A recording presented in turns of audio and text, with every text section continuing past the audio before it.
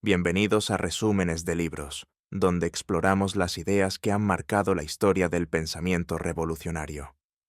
Hoy nos sumergimos en una de las obras más afiladas y decisivas de Vladimir Ilich Lenin, La Revolución Proletaria y el renegado Kautsko, escrita en 1918, en plena efervescencia de la Revolución Rusa y cuando las traiciones del reformismo internacional quedaban al descubierto. Este libro no es un tratado académico distante, es un combate teórico directo contra quien fuera considerado durante décadas la máxima autoridad del marxismo en la Segunda Internacional, Karl Kautsky. Lenin lo califica sin rodeos de renegado porque, en su folleto La dictadura del proletariado, Kautsky tergiversa las enseñanzas de Marx y Engels para convertirlas en una doctrina inofensiva, compatible con la democracia burguesa y el mantenimiento del orden capitalista.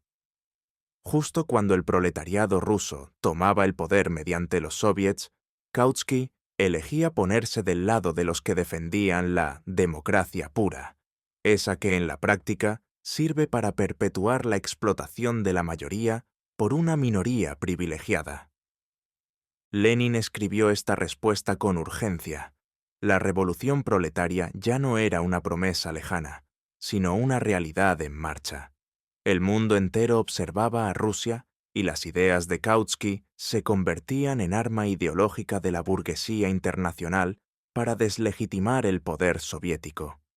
Por eso, el autor no se limita a refutar punto por punto, rescata el verdadero espíritu del marxismo, recordando que la dictadura del proletariado no es un capricho ruso ni una forma de gobierno autoritaria cualquiera, sino el instrumento necesario para que la clase obrera aplaste la resistencia de los explotadores, destruya la vieja máquina estatal burguesa y construya una sociedad sin clases.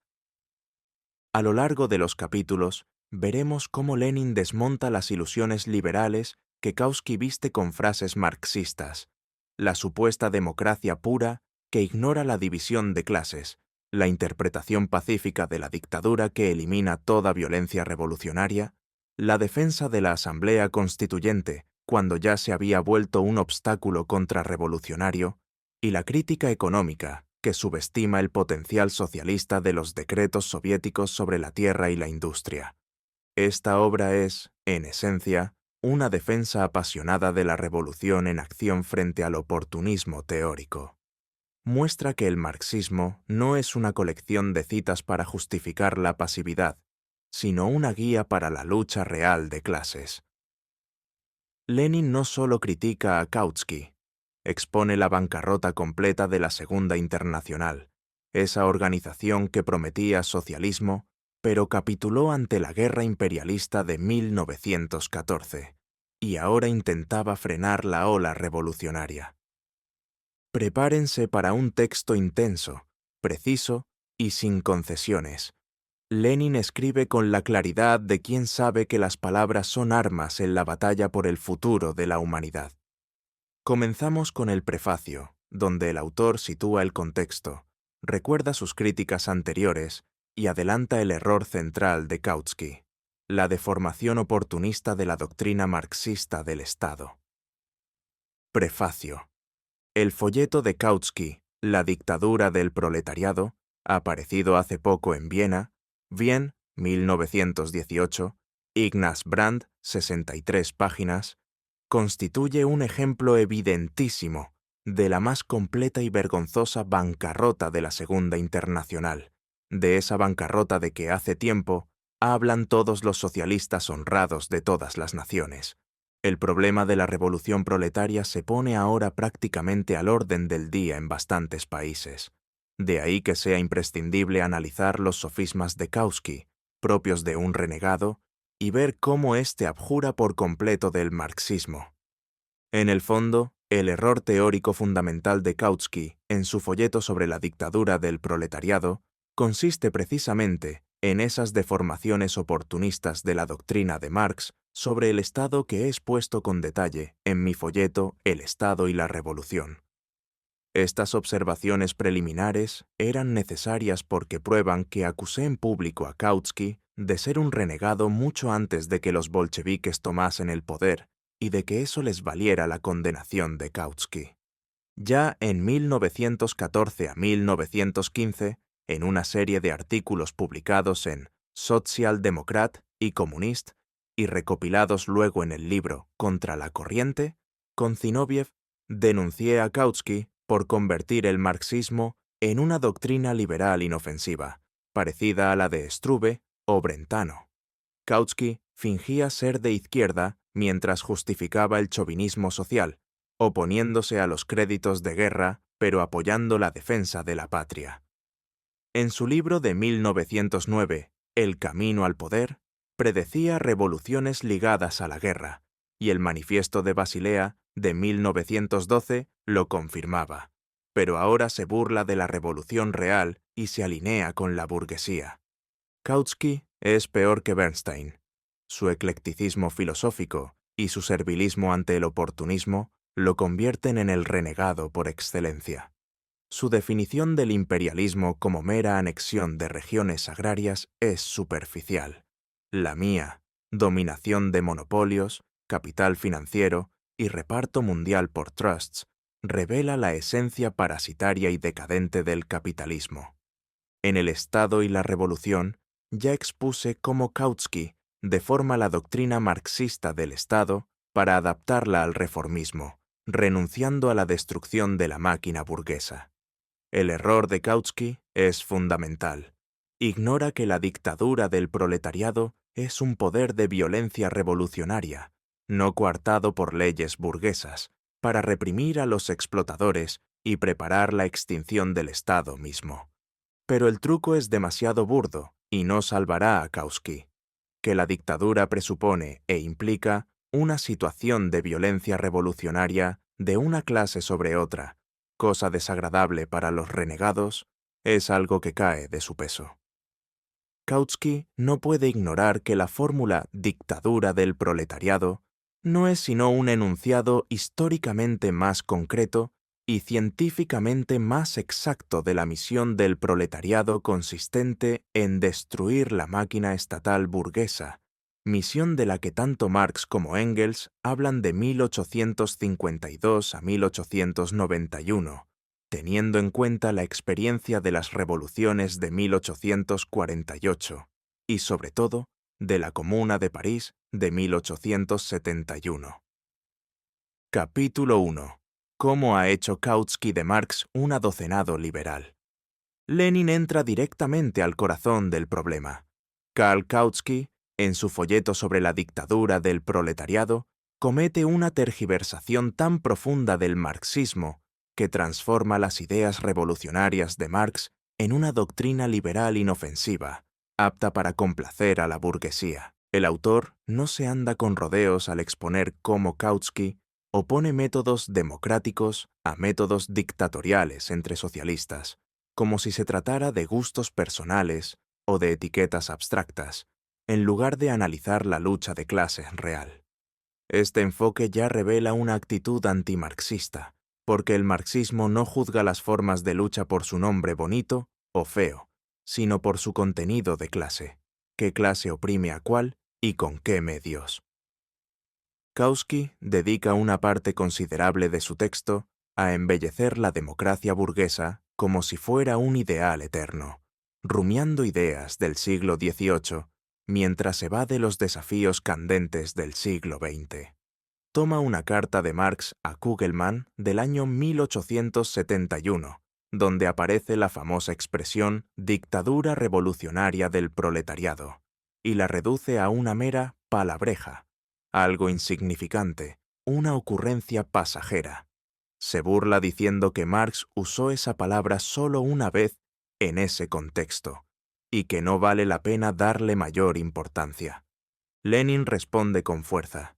Esa afirmación es una burla al marxismo entero. Marx y Engels hablaron de dictadura del proletariado de manera repetida y sistemática desde 1852 hasta 1891, siempre en conexión con la necesidad de que el proletariado destruya la máquina estatal burguesa. Citando ejemplos concretos, Lenin recuerda cómo Marx, en su crítica del programa de Gotha de 1875, afirma que entre la sociedad capitalista y la comunista hay un período de transición política cuyo estado no puede ser otro que la dictadura revolucionaria del proletariado. Engels, en múltiples ocasiones, reforzó esta idea, especialmente tras la experiencia de la Comuna de París en 1871, donde vio el primer ejemplo práctico de ese poder obrero. Kautsky interpreta la dictadura como mera supresión de la democracia, o como poder personal transitorio, algo que se parece más a las dictaduras bonapartistas o militares del pasado que al concepto marxista. Lenin aclara que la dictadura del proletariado es un poder basado en la fuerza, ejercido por la clase oprimida contra los opresores, sin estar coartado por ninguna ley burguesa. No se trata de una forma de gobierno cualquiera, sino de la esencia misma de la transición. El proletariado debe usar la violencia revolucionaria para romper la resistencia de la burguesía, expropiar a los explotadores y preparar el camino hacia una sociedad sin clases. El renegado, según Lenin, falsea la historia para adaptar el marxismo al oportunismo.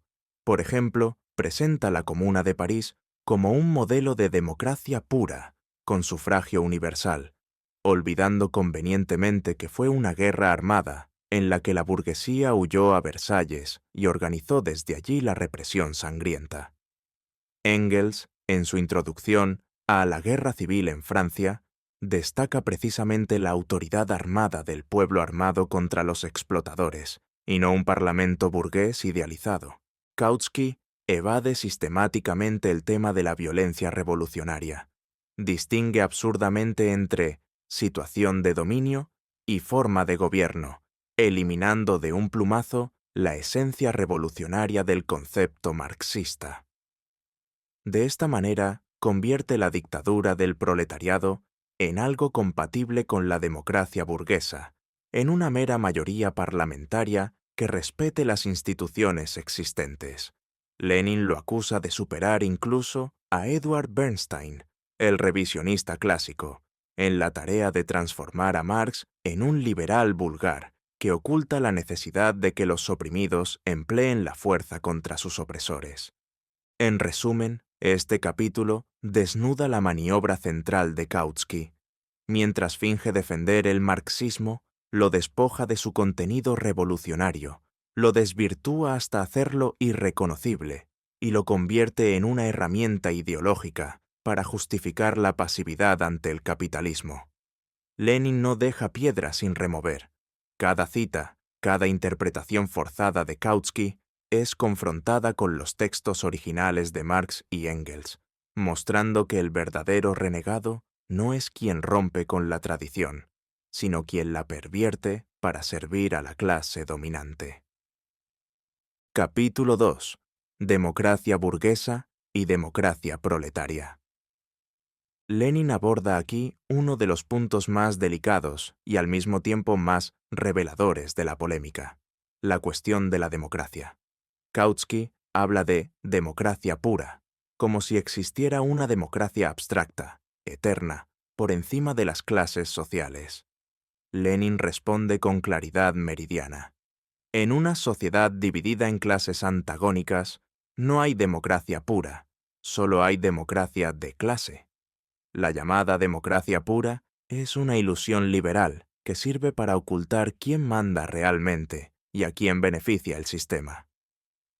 La democracia burguesa, explica, surgió históricamente como un avance frente al feudalismo, acabó con los privilegios de casta, proclamó la igualdad formal ante la ley y abrió paso al sufragio universal. Pero esa igualdad es ficticia para la inmensa mayoría. En la práctica, la democracia burguesa es un instrumento de dominación de la minoría capitalista sobre la mayoría explotada. Lenin enumera ejemplos concretos. En Estados Unidos, la tierra de la libertad, los obreros en huelga son reprimidos por tropas y policías. En Suiza, país modelo de democracia, Los trabajadores también enfrentan la violencia estatal cuando desafían a los patrones. En Francia, la República Democrática aplasta revueltas coloniales y obreras sin contemplaciones. Incluso en los países más avanzados, el parlamentarismo está sometido al poder del dinero. Los grandes partidos son financiados por bancos y trusts. Los diputados responden más a los intereses de la bolsa que a los de sus electores. Kautsky, sin embargo, embellece esta democracia como si fuera un bien universal y eterno. Toma del marxismo solo lo que le resulta cómodo, la crítica al feudalismo medieval, y omite lo esencial, que el Estado moderno, incluso el más democrático, es un instrumento del capital para explotar el trabajo asalariado. Engels lo dijo con toda crudeza. No existe el Estado popular libre, existe el Estado que somete a los adversarios de clase. La Comuna de París, según Marx, no fue un modelo de parlamentarismo burgués, sino una forma nueva de poder. Los funcionarios elegidos irrevocables en cualquier momento, salarios equivalentes al de un obrero calificado, el pueblo armado en lugar del ejército permanente. Era una democracia para los oprimidos, no para los ricos. Frente a esa democracia limitada y engañosa, Lenin defiende la democracia proletaria, encarnada en los soviets. Esta forma de poder no se limita a dar derechos formales, incorpora directamente a las masas trabajadoras en la gestión del Estado. Los soviets permiten que los obreros y campesinos pobres controlen los edificios públicos, las imprentas, los medios de comunicación que antes pertenecían a la burguesía. Las elecciones son directas, los delegados revocables en cualquier instante, los salarios de los funcionarios no superan el de un trabajador medio. Se elimina la burocracia profesional y los privilegios. Es, en palabras de Lenin, 1.000.000 de veces más democrática que la mejor democracia burguesa, porque abre las puertas del poder a la inmensa mayoría de la población que antes estaba excluida. La igualdad entre explotados y explotadores es imposible mientras exista la explotación. La dictadura del proletariado viola la democracia pura, precisamente porque reprime a la minoría burguesa que resiste con todas sus fuerzas: dinero, instrucción, contactos internacionales, prensa, complots. Lenin cita nuevamente a Marx y Engels. La burguesía no se resigna a perder sus privilegios. Hay que aplastar su resistencia con violencia y, si es necesario, con terror armado. Kautsky, en cambio, razona como un liberal ingenuo que cree que la mayoría puede convivir pacíficamente con la minoría explotadora sin tocar sus propiedades ni sus derechos políticos. En Rusia, la privación del sufragio a los explotadores no fue un principio teórico rígido, sino una medida nacida de la lucha concreta. La burguesía organizaba sabotajes, conspiraciones y alianzas con potencias extranjeras. Pero incluso si en otros países no fuera necesario quitar el voto a los capitalistas, la dictadura seguiría siendo indispensable para romper la resistencia de clase. La esencia no está en los detalles formales, sino en el contenido. ¿Quién domina a quién y con qué medios? Kautsky no plantea la pregunta clave: ¿democracia para qué clase? Prefiere quedarse en las formas externas, en los procedimientos parlamentarios, y así evita enfrentar la realidad de la lucha de clases. Lenin concluye que la democracia proletaria no es una variante menor de la burguesa, es su antítesis histórica. Mientras la democracia burguesa protege la propiedad privada y la explotación, la democracia soviética organiza a los trabajadores para abolir ambas cosas. Por eso representa un salto gigantesco en la emancipación humana. Capítulo 3. Que no intenten los soviets convertirse en organizaciones estatales. Lenin dedica este capítulo a desmontar una de las tesis más engañosas de Kautsky: la idea de que los soviets, por su propia naturaleza, no deben transformarse en organizaciones estatales. Según Kautsky, los soviets son una forma peculiar, típicamente rusa, de organización obrera, útil para la lucha económica o política, pero nunca para asumir el poder del Estado. Pretender lo contrario equivaldría, a sus ojos, a confundir una herramienta de lucha con el Estado mismo, y eso sería un error grave. Lenin responde con una contundencia que no deja lugar a dudas. Esta posición equivale a renunciar por completo a la revolución proletaria. Los soviets no son un invento ruso caprichoso. Surgieron espontáneamente en 1905 y se consolidaron en 1917 como la forma natural de organización de los trabajadores cuando estos se enfrentan al capital financiero y al Estado burgués. Aparecieron en Rusia, pero también en Alemania, Hungría y otros países durante los momentos álgidos de la lucha de clases.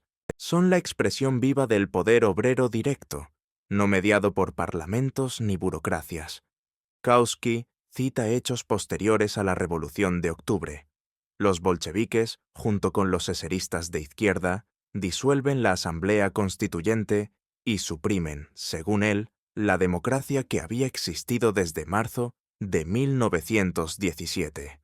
Lenin rebate punto por punto. Ya en abril de 1917, en sus tesis de abril, los bolcheviques proclamaron que los soviets representan una forma de Estado superior a la República Parlamentaria Burguesa, similar a la Comuna de París. No fue una decisión improvisada tras tomar el poder.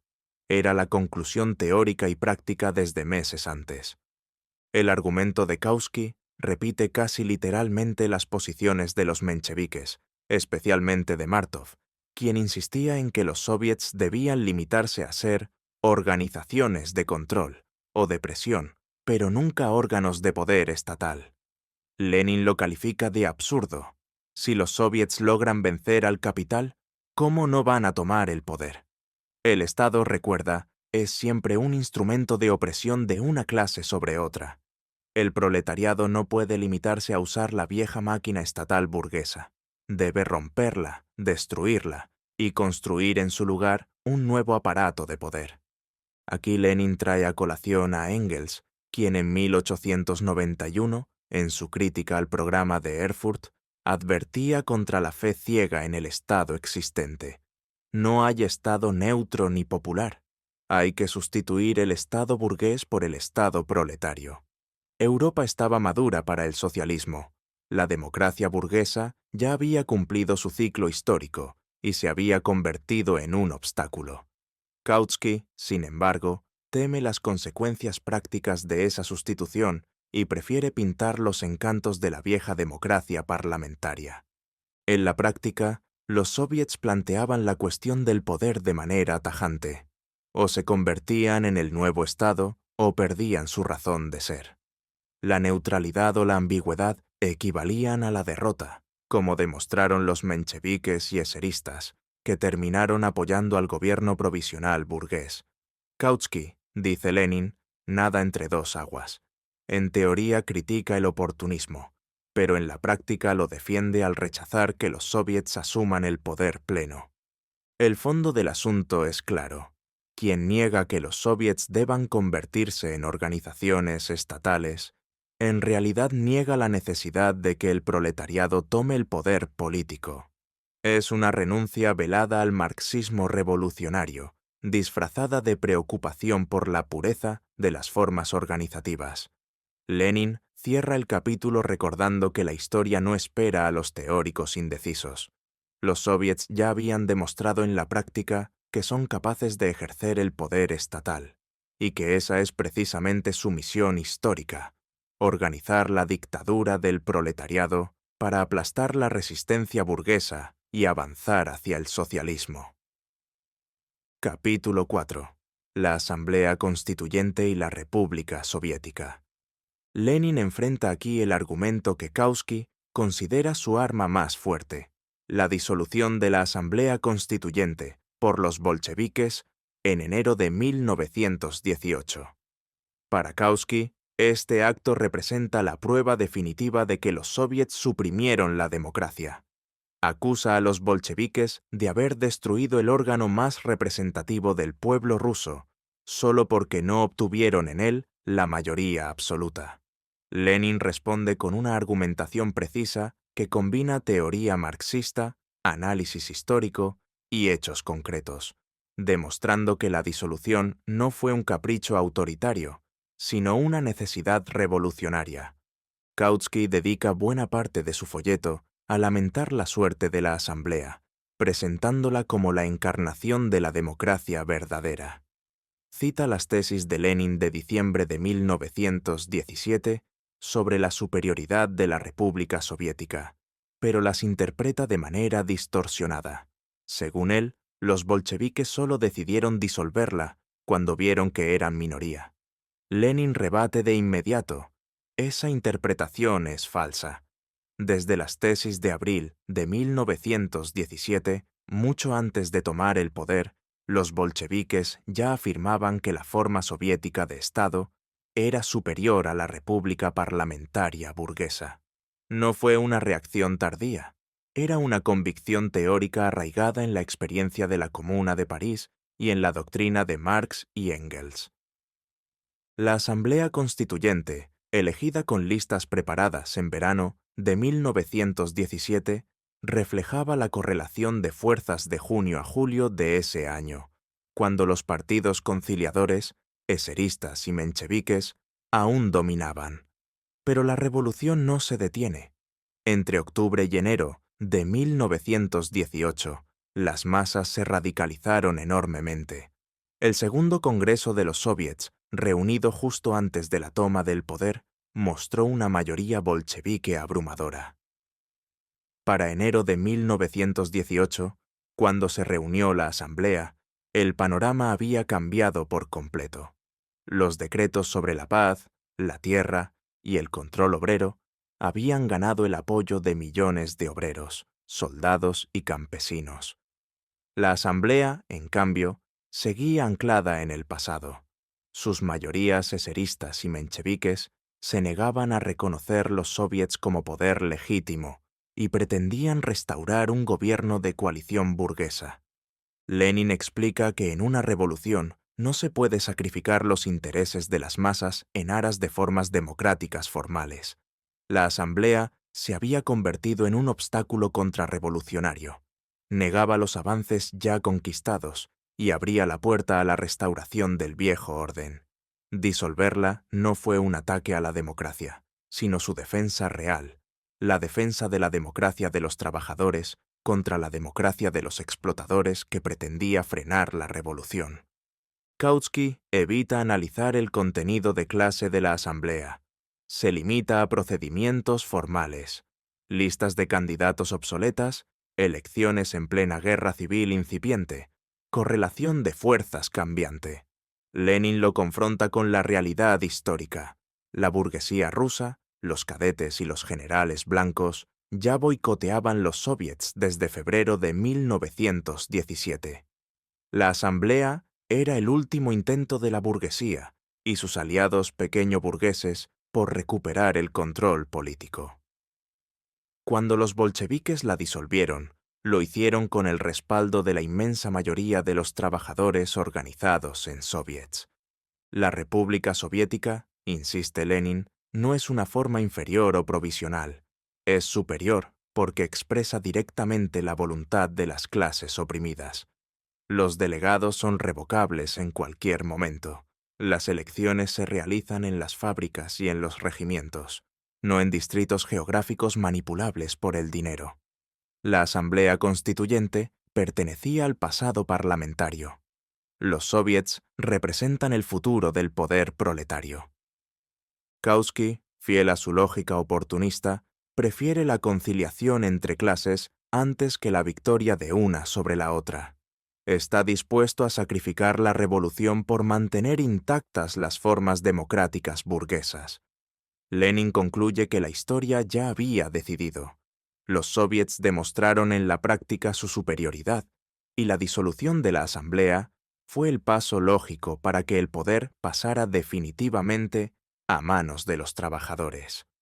Capítulo 5. La Constitución Soviética. Lenin aborda en este capítulo uno de los reproches más insistentes de Kautsky: la privación del derecho al voto y de los derechos políticos a la burguesía y a los explotadores en la Constitución soviética. Kautsky presenta esta medida como una arbitrariedad, como una violación flagrante de los principios democráticos, y lamenta con tono de indignación que se excluya del sufragio a los capitalistas, a los terratenientes y a quienes viven de rentas. Lenin responde con serenidad y firmeza. Esta privación no fue un principio teórico inventado de antemano ni un capricho de los bolcheviques. Surgió de la lucha real, de la experiencia viva de la revolución. Durante el primer año de poder soviético no existió una constitución detallada. Los soviets gobernaban sin un código escrito que regulara cada detalle. Solo cuando la guerra civil se intensificó y la burguesía mostró su verdadero rostro, sabotajes, conspiraciones, alianzas con ejércitos extranjeros, se hizo necesario formalizar la exclusión de los elementos hostiles. Bajo el gobierno provisional de Kerensky, cuando los mencheviques y eseristas dominaban, la burguesía ya estaba apartada de hecho del poder real, boicoteaba los soviets, organizaba golpes de Estado como el de Kornilov y preparaba la contrarrevolución. Una vez que los trabajadores tomaron el poder en octubre, la burguesía no se limitó a la oposición pacífica. Recurrió al sabotaje económico, al terrorismo, a la intervención extranjera. En esas condiciones, permitirle participar en las elecciones equivalía a entregar el poder a quienes lo usaban para destruir la revolución. Lenin defiende que la dictadura del proletariado organiza a los oprimidos y priva de derechos políticos a los explotadores precisamente para garantizar la victoria del socialismo. No se trata de castigar por venganza, sino de proteger la conquista histórica de la mayoría trabajadora. Los soviets abarcan a los obreros, a los soldados y a los campesinos pobres. Representan a quienes producen la riqueza social. Excluir a los que viven de la explotación ajena no es una anomalía, sino una consecuencia lógica de la lucha de clases. Kautsky, sin embargo, se muestra escandalizado y habla con una melosa ingenuidad de la injusticia que supone privar del voto a los productores independientes y a los pequeños patronos. Lenin lo confronta con hechos duros. En primer lugar, la burguesía rusa no era un grupo inofensivo de productores. Estaba aliada con potencias imperialistas, financiaba bandas armadas y cometía crímenes similares a los de la burguesía francesa cuando, en 1871, se alió con Bismarck para aplastar la Comuna de París. En segundo lugar, Kautsky falsea la realidad al incluir en la categoría de explotados a quienes viven de rentas o emplean mano de obra asalariada. Lenin cita estadísticas de la Alemania de preguerra, precisamente el país que Kautsky conocía mejor, para mostrar que la inmensa mayoría de la población pertenece a las clases trabajadoras. En 1907, el censo alemán revelaba que solo una minoría insignificante vivía de la explotación ajena.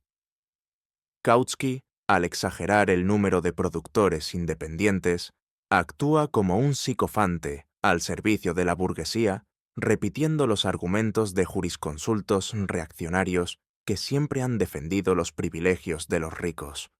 Además, Lenin critica la exigencia absurda de Kautsky de que los bolcheviques hubieran elaborado en pocos meses una constitución burguesa detallada y perfecta, después de siglos de opresión capitalista. La Constitución soviética no nació en un gabinete de teóricos, creció orgánicamente de la lucha, se fue perfeccionando en la guerra civil y reflejaba la incorporación real de las masas al poder. Los soviets permitían elecciones frecuentes, revocación inmediata de delegados y salarios modestos para los funcionarios, eliminando así la burocracia parasitaria. La expulsión de los elementos contrarrevolucionarios, eseristas de derecha, mencheviques y otros, no fue una medida caprichosa. Estos grupos ya habían demostrado en los hechos que actuaban como agentes de la restauración. Participaban en complots, apoyaban intervenciones extranjeras y organizaban revueltas como la de los checoslovacos o las de Savinkov. Mantenerlos dentro del sistema soviético habría significado abrir la puerta a la contrarrevolución desde dentro. Lenin concluye que la privación de derechos políticos a la burguesía acelera la separación entre revolucionarios y reformistas, fortalece la unidad de los trabajadores y permite avanzar con mayor rapidez hacia el socialismo. No es una excepción rusa, es una necesidad inherente a toda dictadura proletaria que aspire a ser efectiva. Kautsky, al lamentarse por esta medida, demuestra una vez más que su marxismo sirve en realidad para defender los intereses de la clase explotadora. Capítulo 6. El internacionalismo de Kautsky y los mencheviques. Lenin dedica este capítulo a exponer la hipocresía que Kautsky y los mencheviques llaman internacionalismo.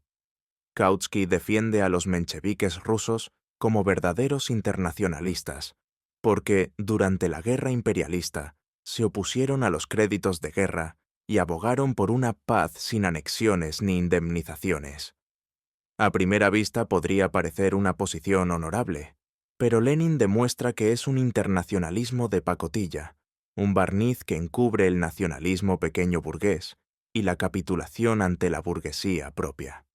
El verdadero internacionalismo, explica Lenin, no consiste en pronunciar frases bonitas contra la guerra mientras se mantiene el ejército en el frente y se justifica la continuación de la matanza imperialista. Internacionalismo significa romper con la propia burguesía, derrocar su poder y transformar la guerra imperialista en guerra civil revolucionaria. Los mencheviques, al apoyar al gobierno provisional de Kerensky y defender la guerra hasta la paz democrática, no hicieron más que prolongar la carnicería en beneficio de los imperialismos aliados, el francés, el británico y el norteamericano. Mantuvieron intactos los tratados secretos del zarismo con esos países, que prometían anexiones y repartos coloniales, y así legitimaron la política expansionista de la burguesía rusa. Kautsky aprueba esa táctica menchevique y llega a decir que el internacionalismo consiste en esperar la paz general sin tomar medidas drásticas que desorganicen el ejército. Lenin lo rebate con crudeza. Desorganizar el viejo ejército burgués era condición indispensable para la revolución. Ese ejército, forjado en la disciplina capitalista, servía para aplastar a los trabajadores dentro y fuera del país. El nuevo ejército rojo, por el contrario, se construía sobre la base de la conciencia de clase y la voluntad de defender la revolución. Sin destruir el instrumento armado de la burguesía, no hay posibilidad de victoria proletaria. Kautsky censura a los bolcheviques precisamente por haber desorganizado el ejército y por haber firmado la paz de Brest-Litovsk. Según él, esa paz separada fue una traición al internacionalismo, porque dejó solos a los obreros alemanes y permitió que el imperialismo alemán se fortaleciera. Lenin responde que la acusación es absurda y oportunista. Los bolcheviques nunca apostaron a que la revolución europea estallara en fecha fija. Sabían que el desarrollo es desigual y que Rusia podía iniciar el proceso. La paz de Brest no fue una rendición al imperialismo alemán, sino una maniobra para ganar tiempo, preservar el poder soviético y dar oxígeno a la revolución mundial que ya se gestaba en Alemania y en otros países.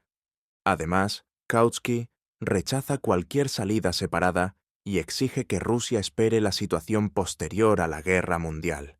Lenin recuerda que esa misma posición fue condenada por el Manifiesto de Basilea de 1912, aprobado por la Segunda Internacional cuando aún fingía ser revolucionaria.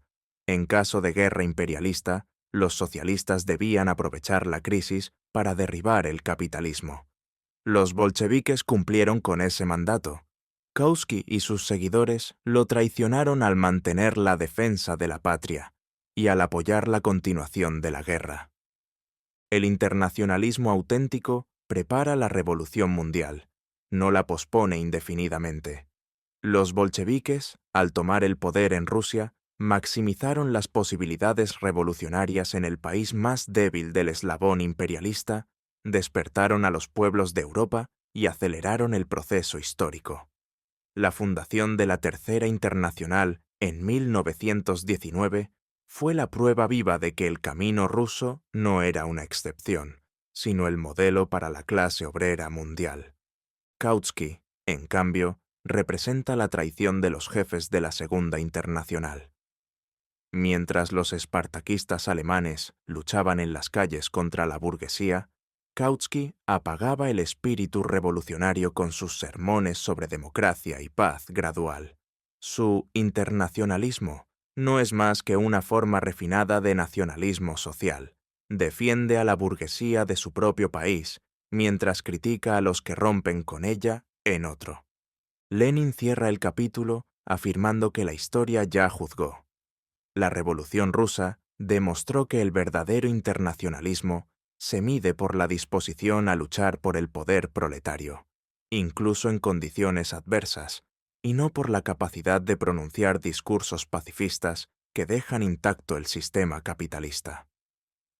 Capítulo 7. El análisis económico de Kautsky. Lenin examina ahora la crítica económica que Kautsky hace a la Revolución Rusa, y la encuentra tan superficial y tendenciosa que la califica de servilismo ante la burguesía. Kautsky sostiene que la revolución en Rusia fue burguesa democrática, pero inconsecuente porque se quedó a medio camino, y que su base social principal no fue el proletariado, sino el campesinado pequeño burgués. Según él, los bolcheviques cometieron un error al intentar saltar etapas y construir el socialismo en un país atrasado, donde la mayoría de la población era campesina y la industria estaba poco desarrollada. Lenin rebate esta visión paso a paso. La Revolución Rusa tuvo dos etapas claramente diferenciadas. La primera, de febrero a octubre de 1917, fue burguesa democrática y se caracterizó por la alianza entre el proletariado y todo el campesinado contra la monarquía y los terratenientes feudales. En esa fase, los bolcheviques apoyaron las consignas de paz, tierra y libertad, que eran demandas democráticas compartidas por amplias capas populares. Pero a partir de octubre, con la toma del poder por los soviets, la revolución entró en su fase socialista. El proletariado, apoyado en los campesinos pobres, comenzó a expropiar a los capitalistas y a organizar la producción bajo control obrero. Kautsky ignora esta dinámica y reduce todo a una revolución campesina pequeño-burguesa.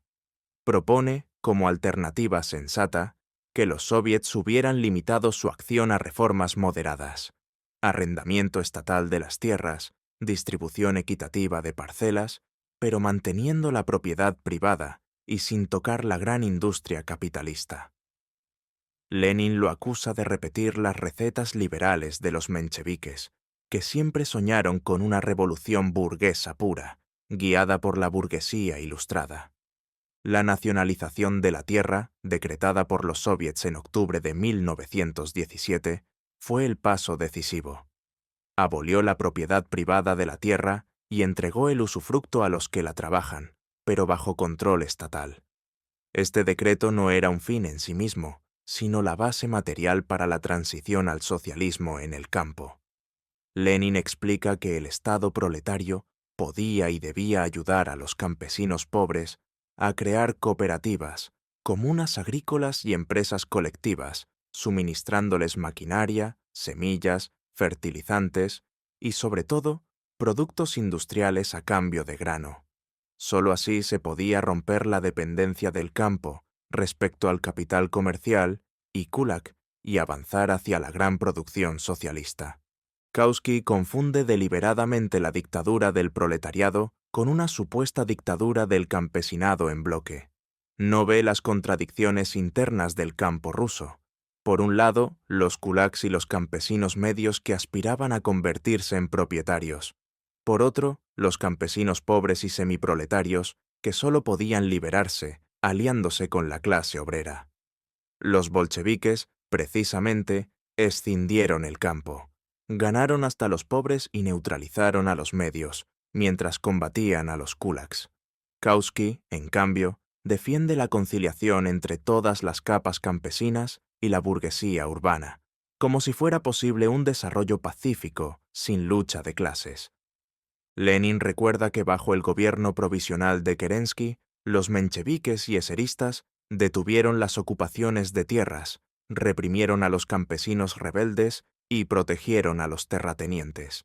Los soviets, al contrario, legalizaron lo que el pueblo ya había hecho en la práctica: expropiar a los grandes propietarios. Kautsky omite estos hechos y presenta los decretos soviéticos como si fueran mera demagogia. Otro punto clave: Kautsky falsea el contenido de los decretos al hablar solo de uso igualitario de la tierra y silenciar la abolición total de la propiedad privada. Para él, la verdadera socialización sería un arrendamiento estatal de tipo liberal, con pago de rentas y respeto a los derechos de los antiguos dueños. Lenin lo califica de abjuración del marxismo. Proponer reformas burguesas y llamarlas socialismo es servir directamente a la clase dominante. En resumen, el análisis económico de Kautsky no es un estudio objetivo, es una defensa velada del capitalismo bajo disfraz marxista. Subestima el potencial revolucionario de los decretos soviéticos sobre la tierra y la industria, ignora la lucha de clases en el campo y sueña con un camino pacífico y gradual que la historia ya había demostrado imposible. Los bolcheviques, en cambio, demostraron que incluso en un país atrasado, el proletariado, aliado con los campesinos pobres, podía iniciar la construcción del socialismo y sentar las bases para su victoria mundial. Capítulo 8. El análisis económico de la industria. Lenin continúa el examen de las críticas económicas de Kautsky, centrándose ahora en la industria y en la posibilidad real de organizar la producción socialista en Rusia. Kautsky afirma que los bolcheviques se equivocaron al nacionalizar las fábricas y los bancos tan rápidamente, en un país donde la industria era débil y la clase obrera minoritaria. Según él, sin estadísticas fiables, sin una paz duradera y sin una preparación técnica adecuada, cualquier intento de control obrero directo o de gestión estatal de la industria solo podía llevar al caos y al colapso económico. Lenin responde que esta crítica ignora por completo las condiciones concretas en que se desarrolló la revolución. La producción socialista no comienza en el vacío ni espera condiciones ideales. Surge en medio de la guerra civil, del sabotaje burgués y de la herencia de un capitalismo atrasado y dependiente. Los decretos sobre el control obrero, promulgados ya en noviembre de 1917, y la creación del Consejo Supremo de Economía Nacional poco después, no fueron improvisaciones utópicas, fueron respuestas prácticas a la realidad inmediata. Los capitalistas rusos, al ver amenazados sus privilegios, recurrieron al cierre masivo de fábricas, al lockout y al sabotaje sistemático de la producción. Ante esa resistencia activa, el poder soviético no podía limitarse a exhortaciones o a reformas graduales. Tuvo que pasar a la expropiación y a la nacionalización para salvar la industria de la parálisis total.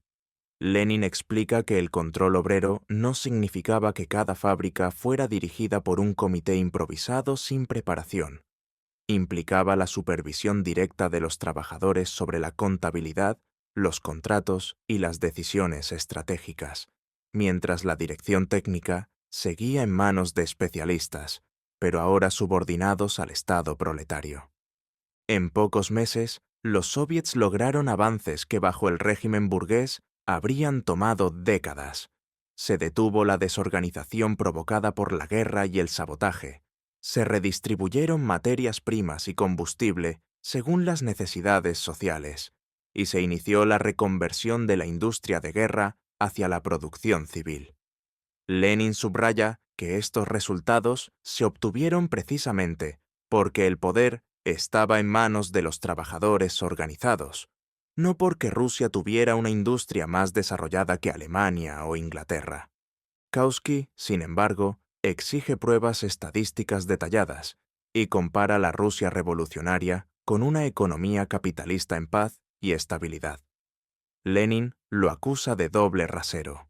Mientras la burguesía mundial tolera el caos de las crisis capitalistas, los despidos masivos y la destrucción de fuerzas productivas en nombre de la libre competencia, a los bolcheviques se les pide perfección inmediata en medio de la guerra civil y el bloqueo internacional. Olvida que la Comuna de París duró solo 70 días y aún así dejó lecciones inmortales. Los soviets, en cambio, resistieron años de intervención armada y demostraron su viabilidad. Otro error de Kautsky consiste en equiparar los soviets con una mera asamblea burguesa o con organizaciones sindicales limitadas. Los soviets no son parlamentos, son órganos de poder que combinan funciones legislativas y ejecutivas y que incorporan directamente a los productores en la gestión de la economía. La nacionalización de los bancos, por ejemplo, permitió al Estado proletario dirigir el crédito hacia las necesidades sociales y no hacia la especulación privada. La fusión de los bancos en un banco único estatal fue un paso concreto hacia la planificación, algo que el capitalismo solo logra parcialmente en tiempos de guerra. Lenin cierra esta sección recordando que los avances económicos de los primeros meses de poder soviético, pese a la destrucción causada por la guerra, el hambre y el bloqueo, fueron superiores a los de cualquier gobierno burgués anterior. La industria no colapsó, se reorganizó bajo principios nuevos. Kautsky, al juzgarla con los criterios de la economía capitalista, revela una vez más que su análisis no busca entender la realidad revolucionaria, sino justificar la pasividad y el mantenimiento del viejo orden. Epílogo. Lenin cierra su obra con una reflexión que une la teoría con la práctica revolucionaria en curso. La Revolución rusa no era un experimento aislado, ni una aventura temeraria.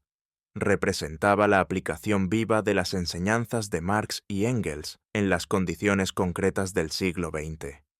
Mientras Kautsky y los renegados de la Segunda Internacional se limitaban a rumiar citas del pasado para justificar la pasividad, los bolcheviques demostraban que el marxismo es una guía para la acción, no un museo de ideas. La Revolución Alemana, que acababa de estallar en noviembre de 1918, confirmaba la justeza de la línea bolchevique. Los consejos de obreros y soldados surgían en Alemania como en Rusia, mostrando que la forma soviética no era una peculiaridad nacional, sino la expresión universal del poder proletario en la era imperialista. Kautsky, que había pasado años predicando la inevitabilidad de la revolución ligada a la guerra mundial, ahora se asustaba ante su realidad y se convertía en apologista del orden burgués restaurado por Noske y Ebert. Su marxismo se revelaba como lo que siempre había sido, una coraza ideológica para los oportunistas que temen el poder de las masas. Lenin subraya que el bolchevismo no inventó nada nuevo, simplemente devolvió al marxismo su contenido revolucionario perdido por la Segunda Internacional. La dictadura del proletariado, que Kautsky reducía a una palabreja o a una forma transitoria de gobierno personal, era en realidad el instrumento indispensable para aplastar la resistencia de los explotadores y construir el socialismo. En Rusia, esa dictadura ya había dado pasos decisivos. La paz con Alemania permitió respirar al país exhausto. La tierra pasó a manos de los que la trabajan. Las fábricas y bancos empezaron a servir al interés colectivo. El ejército rojo se formaba para defender las conquistas. Estas victorias no se lograron sin sacrificios inmensos. La guerra civil, el hambre, el bloqueo imperialista y la intervención de 14 ejércitos extranjeros pusieron a prueba la resistencia del pueblo ruso. Sin embargo, cada dificultad fortalecía la convicción de que solo el poder obrero podía superarlas. Los mencheviques y eseristas, que habían apostado por la conciliación con la burguesía, terminaron en el bando de los blancos o en el exilio, mientras los soviets se consolidaban como el único poder legítimo. La lección central es clara. El oportunismo teórico lleva inevitablemente a la traición práctica. Kautsky Al deformar la doctrina del Estado, al embellecer la democracia burguesa y al rechazar la violencia revolucionaria, se colocó del lado de la clase dominante. Su internacionalismo, de frases huecas, sirvió para desarmar a los obreros alemanes y rusos, mientras los bolcheviques, con su audacia y su fidelidad al marxismo, encendían la antorcha de la revolución mundial. Lenin termina afirmando que la dictadura del proletariado no es un fin en sí misma, sino el puente hacia la extinción del Estado, hacia una sociedad sin clases donde la democracia verdadera, la de todos los trabajadores, se vuelva innecesaria porque ya no habrá opresores que reprimir. Rusia, el país más atrasado de Europa, había dado el primer paso gigante en ese camino. El futuro dependía ahora de que los proletarios de los países más avanzados siguieran el ejemplo, romper con sus propios renegados, tomar el poder y unir sus fuerzas con la joven República Soviética. La historia ya había empezado a juzgar. Mientras Kautsky escribía sus lamentos liberales, los consejos alemanes y los soviets rusos demostraban que la era de las revoluciones proletarias había comenzado. El bolchevismo no era una excepción rusa, era el marxismo del siglo XX, el marxismo en acción.